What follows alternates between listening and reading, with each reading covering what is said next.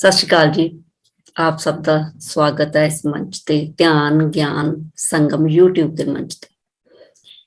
ਇਸ ਪ੍ਰੋਗਰਾਮ ਤਹਿਤ ਆਪ ਸਭ ਦਾ ਨਿੱਘਾ ਸਵਾਗਤ ਹੈ ਜੀ, ਜਿਸ ਪ੍ਰੋਗਰਾਮ ਦਾ ਨਾਮ ਹੈ ਜੀਵਨ ਦੇ ਰੰਗ ਪੱਤਰੀ ਜੀ ਦੇ ਸੰਗ। ਇਸ ਪ੍ਰੋਗਰਾਮ ਵਿੱਚ ਅਸੀਂ ਤੁਹਾਡੀ ਮੁਲਾਕਾਤ ਉਹਨਾਂ ਧਿਆਨੀ ਮਿੱਤਰਾਂ ਨਾਲ ਕਰਾਉਂਦੇ ਹਾਂ ਜੋ ਥੋੜਾ ਸਮਾਂ ਪਹਿਲਾਂ ਹੀ ਧਿਆਨ ਵਿੱਚ ਆਏ ਹਨ ਅਤੇ ਉਹਨਾਂ ਨੂੰ ਪੱਤਰੀ ਸਰ ਨੂੰ ਮਿਲਣ ਦਾ ਐਕਸਪੀਰੀਅੰਸ ਮਿਲਿਆ, ਪੱਤਰੀ ਸਰ ਨੂੰ ਮਿਲਣ ਦਾ ਸੁਭਾਗ ਪ੍ਰਾਪਤ ਹੋਇਆ। ਇਹ ਜਿਹੜੇ ਮਾਸਟਰ ਜਿਨ੍ਹਾਂ ਨਾਲ ਅਸੀਂ ਤੁਹਾਡੀ ਮੁਲਾਕਾਤ ਕਰਾਉਂਦੇ ਹਾਂ, ਉਹ ਧਿਆਨ ਕਰ ਵੀ ਰਹੇ ਹਨ ਤੇ ਧਿਆਨ ਸਿਖਾ ਵੀ ਰਹੇ ਹਨ।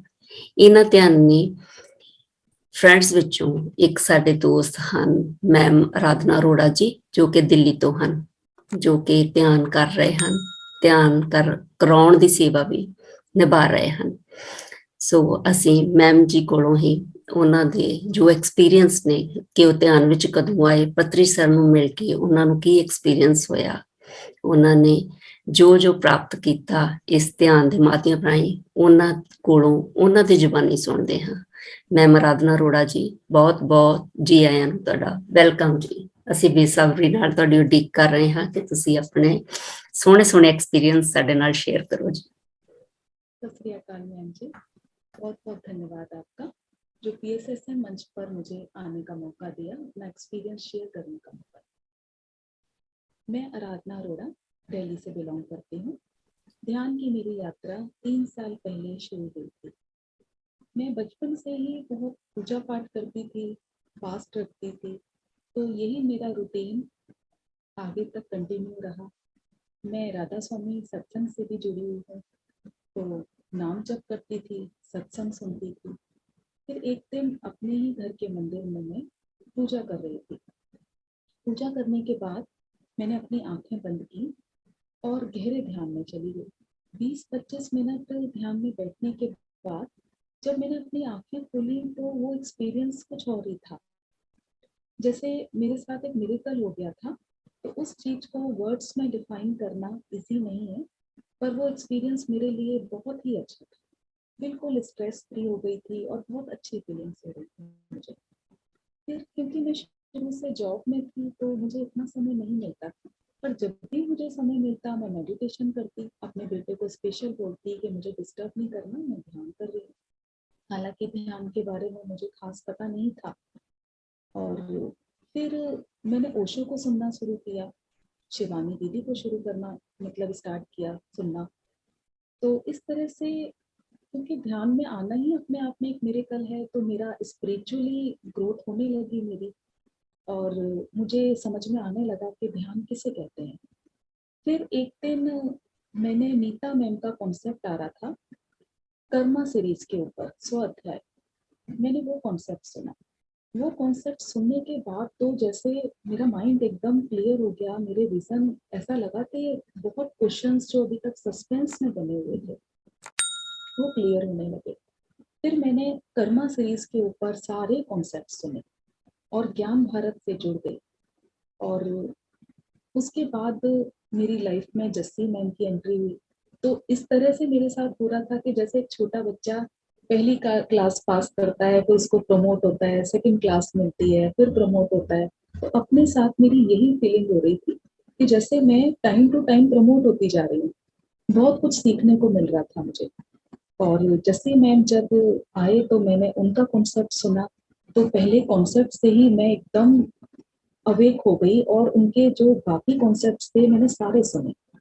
तो जस्सी मैम ने किस तरह से इतनी गूढ़ता से ध्यान के विषय को, उसकी गूढ़ता को, उसके महत्व को समझाया, 100 अध्याय के महत्व को समझाया, सज्जन सांगत्य के महत्व को समझाया। तो मैं बहुत बहुत थैंकफुल हूँ उनकी कि मुझे इतना कुछ सीखने को मिला। तो इस तरह से ध्यान में आने के बाद फिर हाँ, पत्री सर के विषय में भी मैंने सुना, तो मन में एक मलाल भी था कि मैं पत्री सर से नहीं मिल पाई। लेकिन जल्दी ही जस्सी मैम के थ्रू मुझे ये भी सुनने को मिला कि पत्री मैम जल्दी ही आने वाले हैं, तो उनसे भी मुझे मिलने का सौभाग्य प्राप्त होगा। तो मन में एक सेटिस्फेक्शन मिला मुझे कि चलो पत्री सर नहीं तो पत्री मैम से ही मिलूंगी। मैं आपके साथ जैसी मैम के साथ हुआ एक एक्सपीरियंस शेयर करना चाहती हूँ। जब ध्यान के विषय में मेरे को क्लियर हो गया था कि ध्यान किस तरह से करते हैं और सारे कॉन्सेप्ट क्लियर हो गए थे, तो ये तो समझ आने लगा था कि मेरे अंदर स्ट्रेंथ बहुत है, मुझे करना बहुत कुछ है, पर आगे बढ़ने की मेरी हिम्मत नहीं हो रही थी कि किस तरह से आगे बढ़ूं। तो एक दिन क्या हुआ कि जस्सी मैम ही मेरे सपने में आई और उन्होंने मुझे पूरा गाइड किया कि कैसे मुझे घर से निकल के जितने नोन हैं उनको ध्यान के बारे में बताना है, पार्क में जाके लोगों को समझाना है। बस सेकेंड डे से ही मैंने अपना ये काम स्टार्ट कर दिया और मैं जो भी मेरे नोन होते थे मैं उनको ध्यान के बारे में बताती थी और मेरी ये जर्नी अभी तक चल रही है कि मैं डेली जितने भी मेरे से लोग टकराते हैं मैं उनको ध्यान के विषय में बताती हूँ और अगर वो एग्रेसिव होते हैं, ध्यान के लिए अवेक हो जाते हैं, तो मैं उनको ध्यान सिखाती हूँ। तो इस तरह से मेरी यात्रा आगे चल रही है और मुझे बहुत कुछ सीखने का मौका मिल रहा है। फिजिकली तो मैंने बहुत कुछ इम्प्रूव किया जो मेरे अंदर मैं अपनी हेल्थ से रिलेटेड परेशानी फेस कर रही थी, उसको मैंने डिसॉल्व किया ध्यान के थ्रू। स्पिरिचुअली ग्रोथ मेरी हो ही रही है और उसके अलावा मुझे ये भी ध्यान में आने के बाद ये भी समझ आई कि किस तरह से हमें अपनी फैमिली लाइफ और स्पिरिचुअल लाइफ के बीच एक पीसफुल वॉरियर की तरह बैलेंस बनाकर चलना है।